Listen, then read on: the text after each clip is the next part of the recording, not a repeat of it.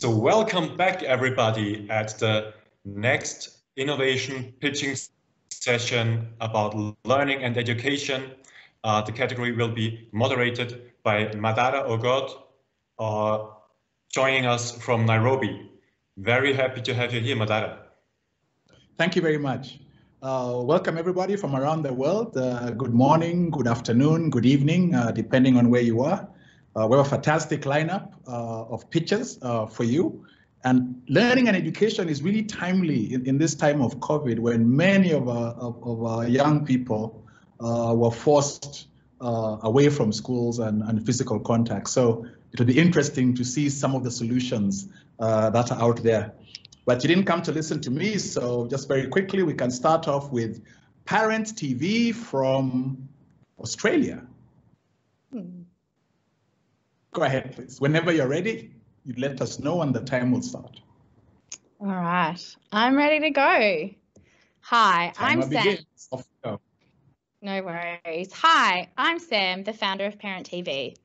About 8 years ago, I founded 2 online communities that now have a combined following of over 650,000 parents. And during that time, I learned a few things. I learned that parents are really overwhelmed with information and they find it really hard to know what's legitimate-based research information and what is someone's random opinion. We also learned that parents are showing up to schools and childcare centres asking for help when they're there to educate our kids, not parents. So this can be a bit of a struggle sometimes.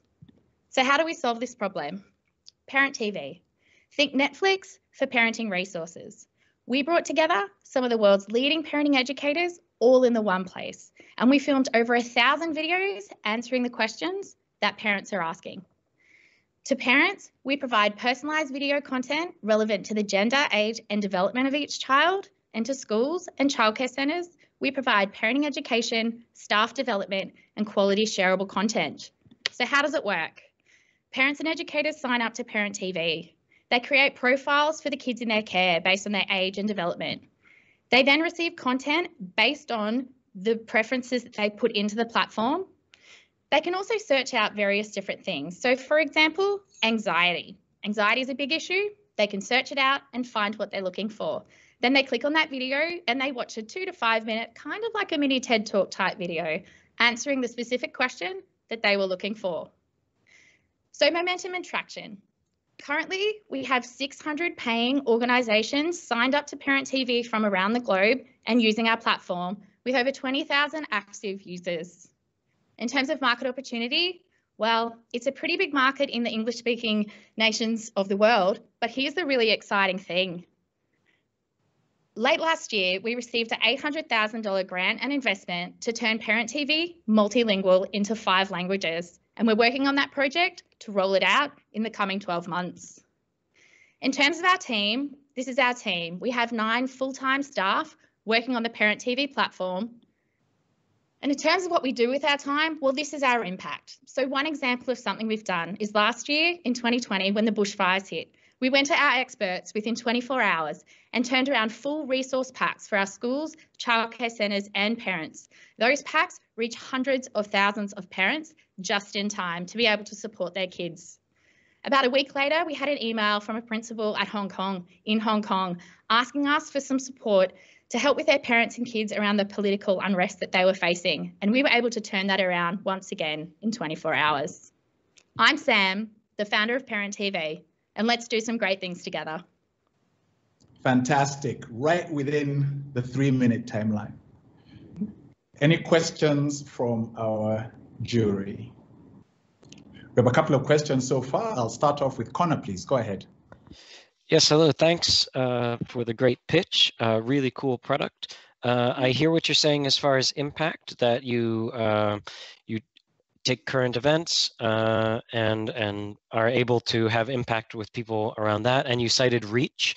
I'm curious, have you measured impact in terms of a change in people's behaviors or perspectives, or like what is sort of the follow-up on the impact you make on the individuals that watch the content? Yeah, absolutely. So today, ParentTV has been around for about 3 years. Most of it is anecdotal. So it's based on emails that we received and direct feedback that we get. And I guess also like people resubscribing to ParentTV. But what I will say, as a part of the $800,000 grant that we did get, we've partnered with UQ, the University of Queensland, and we have a full impact study underway. So in about 12 months, I'm going to be able to tell you, we're just finalising our theory of change, the exact impact that ParentTV does make. So we're on that journey. We know it's there, and we will be able to tell you that for certain very soon.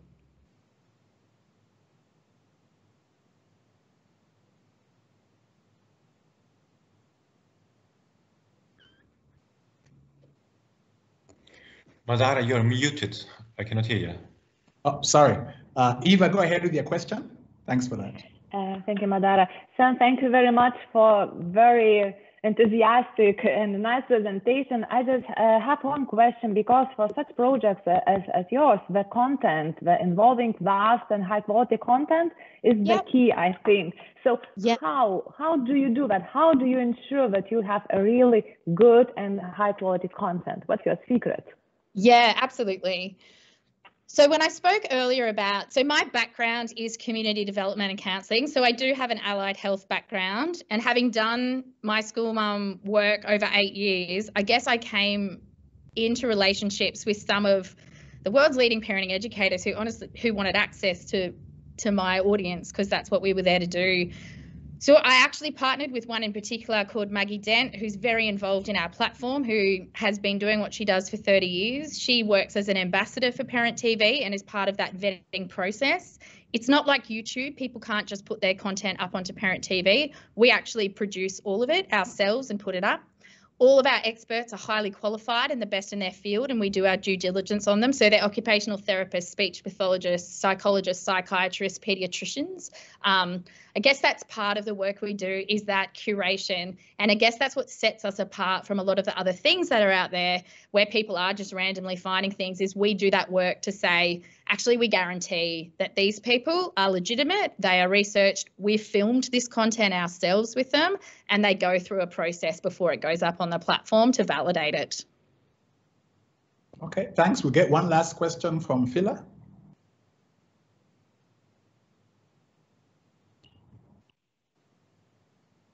Hello. I didn't quite get your revenue model. Yeah. So was it only based on kind of public funding, or was it also that you, okay, please. No, we don't actually have any public funding at all. So we have, we currently have a $600,000 ARR that has completely come from industry.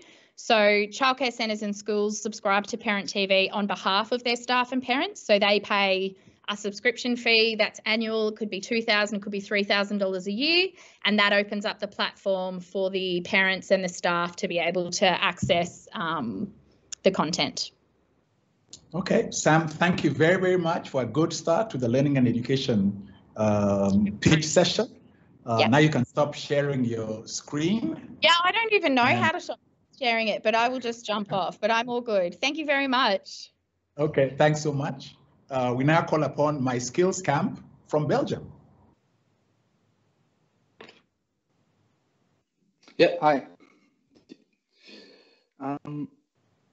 Do you let all us see know my when screen? you're the timer. Yeah, I'm ready. Okay, go ahead, please. So hi, everybody. My name is Kevin Tellier. I'm the CEO and co-founder of MySkillCamp. I could just resume my presentation by saying that we are ParentTV for corporate learning, but I'm going to keep on pitching. So what MySkillCamp does is we have developed what we call learning experience platform. We are a learner-centric platform. We focus on the learner's need by building a bottom-up solution and less a top-down solution in corporate training. So let me tell you a bit about the market trends. As everyone knows, 85% of the jobs are yet to be created by 2030. Digitization has shown a fast and urgent need in upskilling and reskilling, and we have seen more online content with online learning as well. And about 60% of L&D experts are saying that, of course, the skill gaps is fastly growing. So how do the learners behave today? Well, most of the time in a company, they do have access to a learning platform that looks like a learning management system. It's mainly a catalog. And when you jump into that catalog, well, let me tell you that today it's a bit useless due to the fact that we can't do face-to-face training anymore. But yeah, so learner end up with a platform that's really not suitable for them, but more for the admin side. Then the L&D team decides to buy content marketplace such as LinkedIn Learning, Coursera, Udemy, and so on. And when they're going to jump into those platforms, they say, that's actually great, but where do I start? And brings the problem of data collected in those marketplaces to make sure that the learners are well directed and guided. And then in terms of career development, that's great, but the more decentralized learning is for the learners, the less the manager or the management knows about the development process and the upskilling and reskilling opportunities of the workforce. So we are on a mission at MySkillCamp to guide and motivate the workforce to learn the right skills at the right time within a centralized learning environment. How does the product look like today? We have three parts of it. A learning space platform where we have AI that curates and brings content to the learners. We have data analytics that to make sure that the company understands also the skills gap. We have a career path as well. We have a content marketplace with more than 300,000 online courses. That's part of our revenue model. We also have a skill card that enables learners to buy in-app the different licenses they need based on their upskilling and reskilling opportunities. That's really empowering the workforce. We also have what we call user-generated content. So everyone is sources of content and can inspire each other. In terms of metrics, we actually are now at about 3 million ARR. We have really high growth with COVID-19. In terms of impact KPIs, we contribute to the local economy as we put local content providers in front of corporates. We had about last year 300,000 hours of training, and we helped 20,000 people upskill and reskill. Last year, also during COVID-19, we contributed to training 40,000 people with the Belgian government that were having no job anymore. And so we helped about 40,000 people. And I will end up with to stop you there. Yeah, that's fine. Thanks. Sorry for that, but you went a little bit over. I thought your sentence was ending. Thanks for that. It's never ending. Any questions from the jury? Eva, go ahead, please.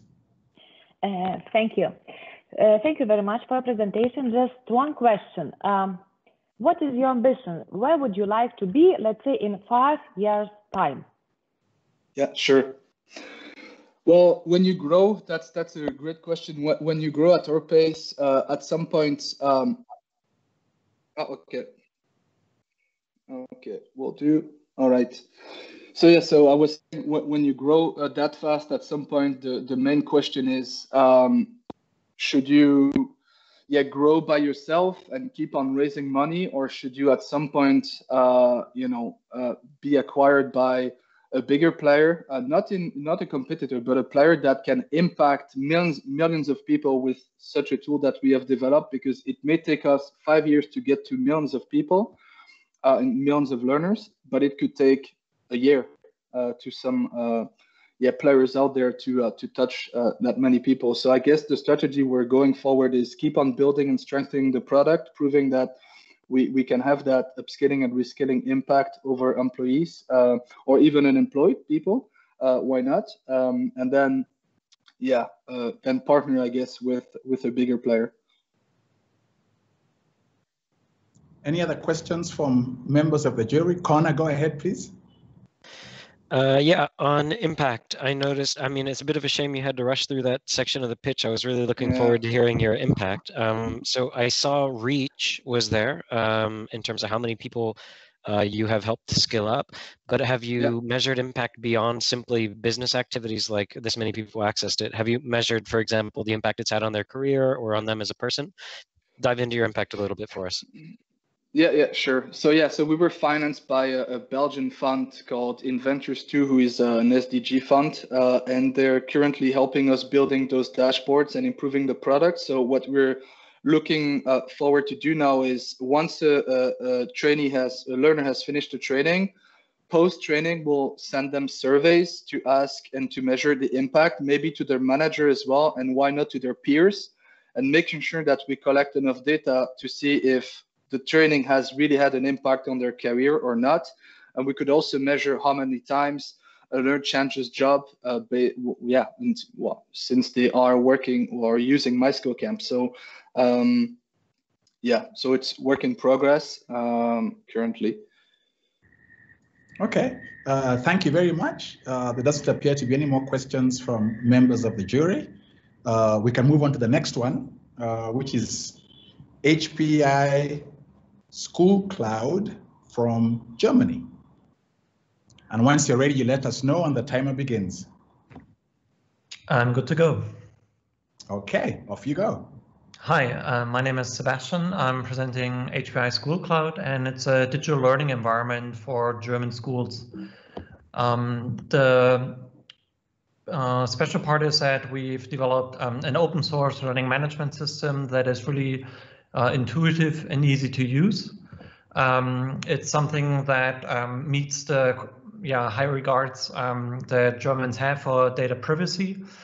We've developed it in close contact with our users with a design thinking approach, and have a load of strong partners that help us bring content into HPICloud. It has a full feature set for everything that you need if you're bringing your schools online. Most importantly, during COVID-19, of course, video conferences and secure messaging system. And within the last year, we've seen massive growth in the use of our platform. So we started from a pilot project that started developing the School Cloud some 3 years ago, had about 300 schools in March of last year, April last year, and we've now grown to almost 4,000 schools and 1.3 million users. One part that we found was really important as we scaled up this massively is that we developed an extra platform to do professional development. So bringing teachers into the platform. It's something where we felt we needed to support them much more, as we have seen a huge range of abilities and skills that teachers in Germany have as they use digital tools and platforms such as ours. So we created an integrated professional development program that has also now reached over 20,000 signups, and that is also integrated within our platform. So the whole idea is that we have a secure, modern, intuitive, easy to use digital learning environment. And we've been quite successfully in the German market, in the German education system, to bring this open source, publicly funded digital learning system, ramp it up and bring it to lots of schools across the country, and with the German schools abroad, now also to 5 continents around the world, as we have scaled up and partnered not only with schools within Germany, but also with the German schools abroad. Excellent. Thanks so much. Well within time. Any questions from members of the jury? Phila, go ahead, please.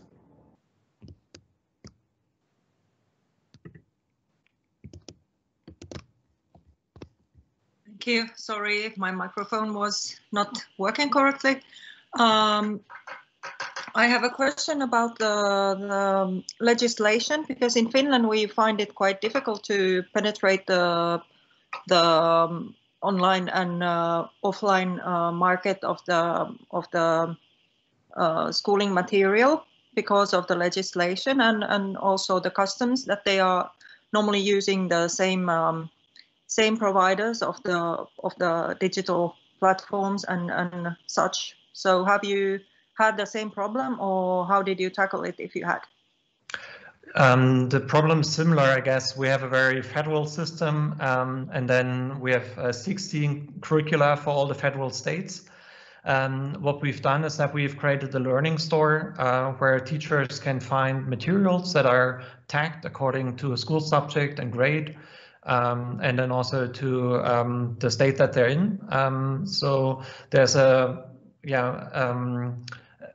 platform where you can find materials to organize your teaching, find ideas what you can teach next and how you plan the next lessons.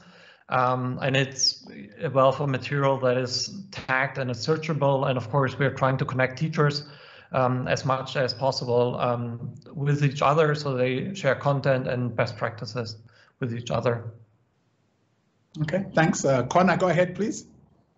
Yeah, at the risk of sounding like a broken record here, I've got to ask, I understand you have, what is it, 1.3 million users, congratulations, and 4,000 schools.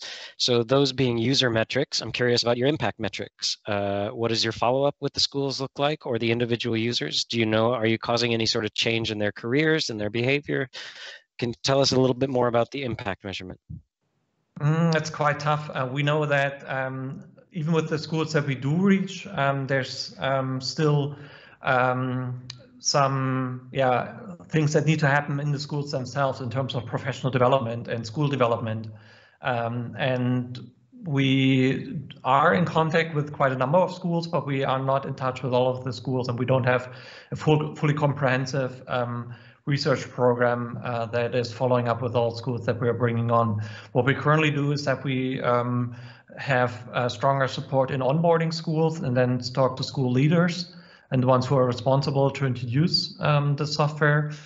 And we're trying to support them as much as we can, but we can't really tell, like, for individual teachers how much they're using it, how much it changes their teaching, or the way they reach the students. Okay, thanks. We'll get our final question from Eva. Thank you very much for your presentation. Just the last question. As you said, due to COVID-19 and all these pandemics, of course, I think many countries have more or less successful efforts to transfer the education online and to use digital tools for that. So in your opinion, what makes your project exceptional in that context, and what defines its success? I think we're in a very difficult environment. In international comparison studies, such as the OECD PISA study, it was shown that Germany is one of the countries where computers and digital tools are being least used in the classroom going into the crisis. We still have lots of schools that don't have sufficient broadband or wireless across the school building, where the equipment that students and teachers have is lacking. So all of these parts is where Germany is in a way a laggard, and our solution is one that within this very complex map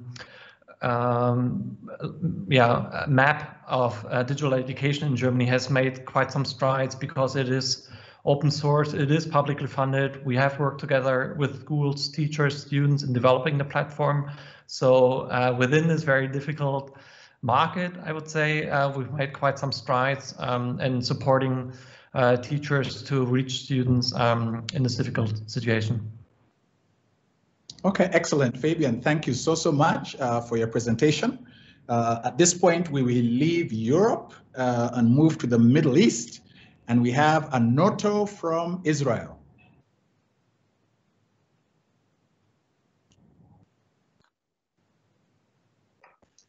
Kirill, please turn on your sound. Hi everybody. My name is Kirill. I'm co-founder and CEO of Annoto. And this is Moses, our goldfish. Moses is here in order to show us that today our average attention span is shorter than the average attention span of the fish. 45% of the users will stop watching video after 1 minute. So why is the drop rate so high? Because the content was not engaged enough. You know, recording the best lecture in the world and putting it online, it's not enough. Because education is not about connecting students to information, it's about connecting people, teachers and students through the information. Look at this picture, they're collaborating. If someone has a question, the whole group can benefit from this interaction. The teacher can feel the audience, so he can adapt the content at real time. And you know, this kind of interaction is so obvious in different industries like gaming or social networks. But when you're taking online course, it might be one person taking the class, it can be 1,000. But they don't have any knowledge about each other. And it's looked like this. Very lonely experience, one-way content consumption. If this student is struggling or has a question, no one knows about it. If he does not interact with content, we don't have enough data to provide to teachers to take an action. In Annoto, we solved all these problems, and we turned passive video watching to active, social and collaborative learning experience, and we provide really deep analytics and insight about user and content. Students can interact on each point of the video, share ideas, communicate. Actionable insights will help teachers to recognize students that are struggling, to decrease the drop rate, and to increase their chances to success. We are setting a new standard of collaboration and learning with learning content. We support companies from different industries, starting with universities like NYU, through the healthcare like Mayo Clinic, to worldwide project with OECD. For example, NYU worked with 1,000 courses, and one of them is peer review. GTI is first of its kind project on global scale, where a teacher from all over the world will be able to share, collaborate, and create knowledge through Annoto. And you know, we were showing this picture for the years. The same classroom 100 years ago and now, but today it's different. Education will never be the same again. This is crisis, but it's created a lot of opportunities for humanity to make our small world a better place. And you know, taking the education to the next level is definitely one of the opportunities. And we will make sure not to miss it up. So Annoto provides a missing link, connecting, empowering, motivating people to share their knowledge and learn digitally together, bridging the gap between physical classroom and online world. Thank you, and let's stay in touch. Thank you very, very much for that. Well in time, well said, well presented. Any questions from members of our jury? Phila, go ahead, please. Hello. I'm sorry, I might have had my microphone on. I hope that it didn't matter. Also, I have my cat here, but don't let her bother you. But I wanted to ask if... speech there, pay attention. Yeah, I think that you are still in quite early stage, if I'm correct. Will you let me know a little bit more about your targets and how you have financed your situation from here to maybe 1 year forward? Yes, so actually we are a funded company. Okay, we have hundreds of organizations all over the world using Annoto, including very big projects. Okay, so from Singapore to San Francisco. Okay, so we are working with leading universities and platforms in the world. As you saw, we also won a tender, that was OECD tender, to provide this kind of collaboration. Okay, so from this perspective, we have great targets for the next year to expand, okay, Annoto all over the world, and to expand, growth from 400,000 users to 1 million. Okay.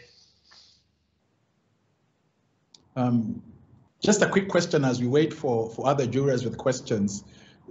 Does Annoto have its own platform, or it interacts with platforms that universities are already using? That's a unique point of Annoto. We are agnostic to infrastructures. So we can work with any platform, no matter if it's a MySkillCamp or any source of video. Okay, we're agnostic to platforms. So for organizations and for end users, it's totally transparent. We provide a layer above the existing infrastructures, so it doesn't require any integration and investing time and resources to this process. Okay, fantastic. Connor, please go ahead. Yes, I'm staking my claim as the impact measurement guy, and here's somebody who has impact measurements, but you went past it so fast I didn't get the chance to absorb it, and you didn't get the chance to brag about it. Tell us your impact, please.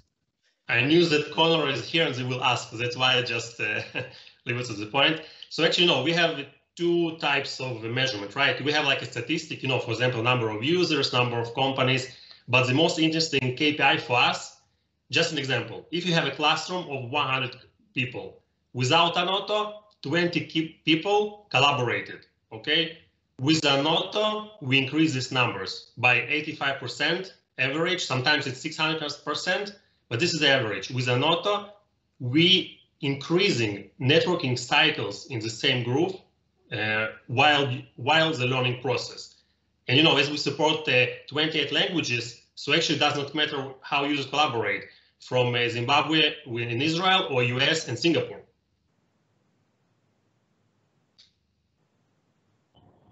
Okay, excellent. Thanks so much. We will leave it there. We have one more presentation to go. Thanks so much. We now call upon Magrid from Luxembourg to present.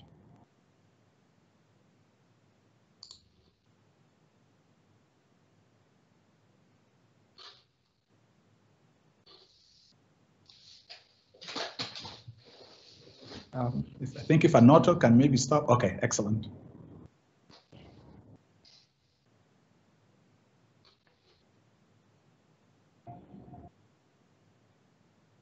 Just let us know when you're ready.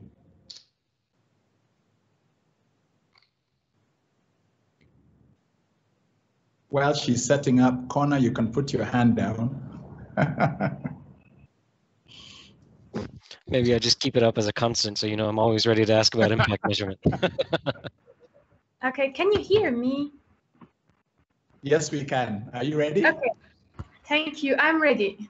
Okay, go ahead, please. Okay, thank you. Hello, everyone. I'm Tahira Pazuki, and I'm here today to present you Magrid. Good numerical skills is the best protection against unemployment, low weights, and poor health. And the seed for successful numerical development are planted in preschool years, which shows the importance of training children's numerical abilities. However, not all of the children have the chance of receiving proper education. Based on UNESCO's report, 40% of children over the world don't have access to education in their home language. As an example, only in Luxembourg, over 60% of students who start schooling have migratory background and are not familiar with the language of instruction at school. These students are at the risk of obtaining poor mathematical foundation and lagging behind their peers, which bring lasting impact on learning and participation into adulthood. So to overcome this issue, we developed Magrid, a comprehensive pedagogical training program for enhancing children's cognitive and mathematical ability, which is completely language-free. This means that Magrid can be used by all students, including the typically unserved population, such as second language learners, students with hearing or language difficulties. So this means that no matter where the students are coming from or which languages they speak, they can still fully benefit from the solution. And that's why the Luxembourg Ministry of Education validated our solution and implemented it in each and every primary school in Luxembourg. So today, Magrid is available for all children in Luxembourg. However, the need for Magrid solution is not only limited to Luxembourg. There are over 300 million of students who do not have the opportunity to get proper education.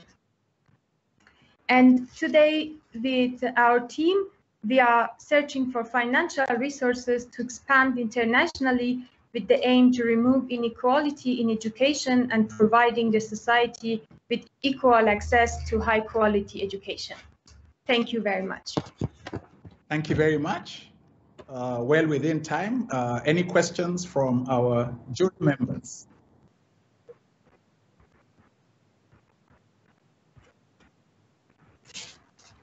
Eva, go ahead, please.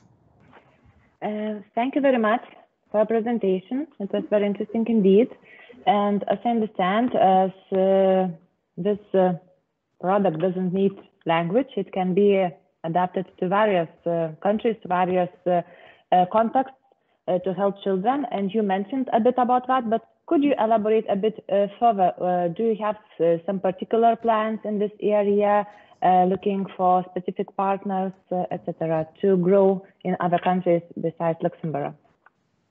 Thank you very much. Yes, indeed. So with the exactly the solution that we have today, we can enter to any other countries or any other school, given that the whole solution is independent of any language. Then this makes it very easy to expand or to enter to other markets. And yes, we are searching for partners like publishers or other educational solutions that they are already presented in schools, so we can get to the schools or institutions or foundations for students with special needs or the institution for children with migratory background to somehow get to the end user, which are the young children. Okay, thanks. Phila, go ahead, please.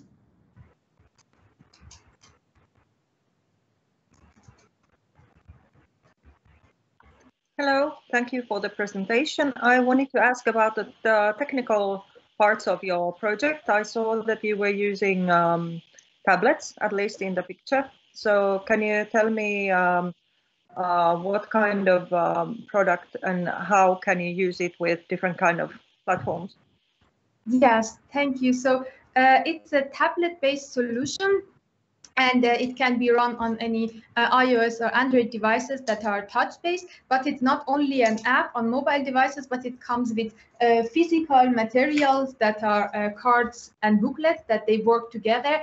So that's the idea that the children are not only dependent on mobile devices, but this way they can connect somehow the two world, the reality and the virtual part. And yeah, so this is what they need, but it's also possible to like have it web-based, although it's not like highly recommended to use the whole setup of a PC or laptops for such a young children. But like in practice, it's possible also to use it on tablets or PCs. Okay, thanks for that. Connor, your hand went down and up again, so floor is yours. Yeah, I'm just curious about usage. How many kids have used it so far? And do you measure engagement or how they're using it, or whether do you measure some way of the skills that they have gained over time? Yes, for sure. So since the origin of the project is my PhD thesis at university, once I developed it, I tested in Luxembourg, Germany, and France over 600 students, which are the scientific results of the usage of Magrid on different groups of students, like normal students or students with difficulties, are published.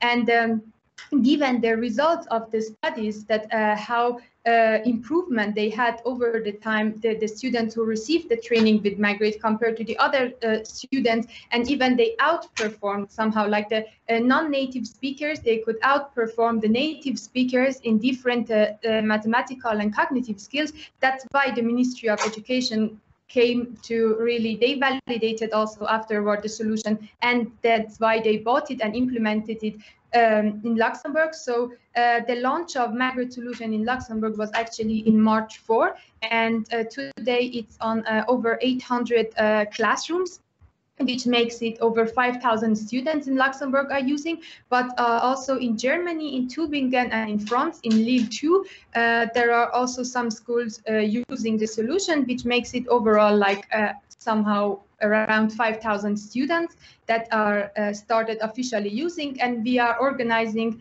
like tests every 6 months to somehow see the progress of students over the time while using Magrid. Okay. Thanks so much. Fantastic. A great way to end our session on learning and education.